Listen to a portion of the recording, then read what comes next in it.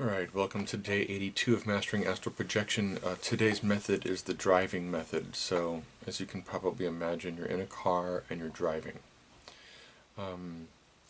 This could be like the endless highway, broken yellow lines, white lines, whatever. It could be day or night, it could be out in the desert, it could be in the city, you could see buildings, anything your imagination can come up with.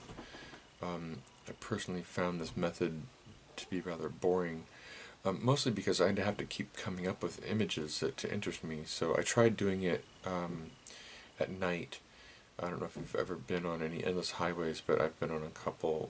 One in particular is the extraterrestrial highway that crosses Nevada from east to west, and it's just this endlessly long highway, and very, very few people travel it late at night, and so you could go for half an hour and not see another car. And so, headlights out in front of you, you can't see very far. If you have a night sky, it's, probably a bit starry, and you can kind of see the silhouettes of mountain ranges, but you can't really tell what's what.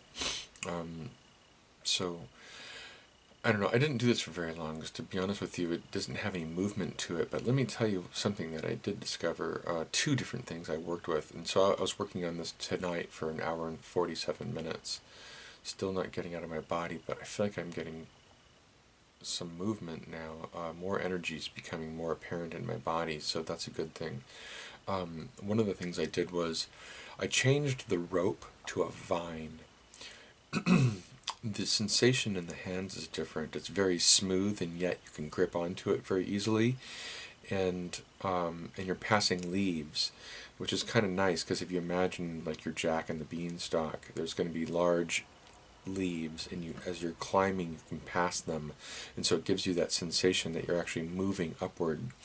But then what I did was I decided that I climbed so far that I was going to let go. And I let go and just allowed my body to fall. And I actually was able to move into a continual falling sensation, a never-ending falling sensation that I, who knows how long I fell for, 5 minutes, 10 minutes, I'm not even sure, until I finally got tired of falling, and then I stopped, and I grabbed the vine again and started climbing again. So I did that a couple of times. That seemed to be effective. I really feel like the falling sensation, I could get it to be just continuous.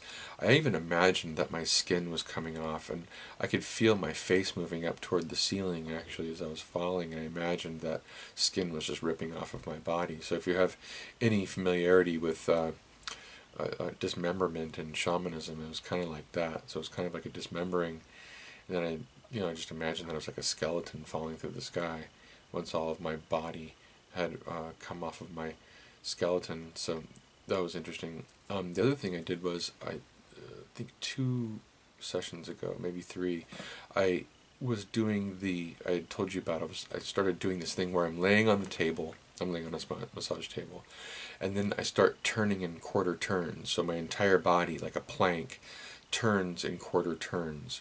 And so 4 quarters, I finally come back to my head and my feet where they are as they're laying on the table.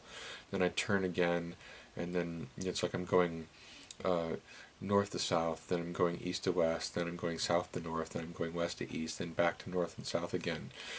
Except this time, rather than just moving in quarter turns, once I got the momentum going, I just started letting myself turn like a helicopter rotor.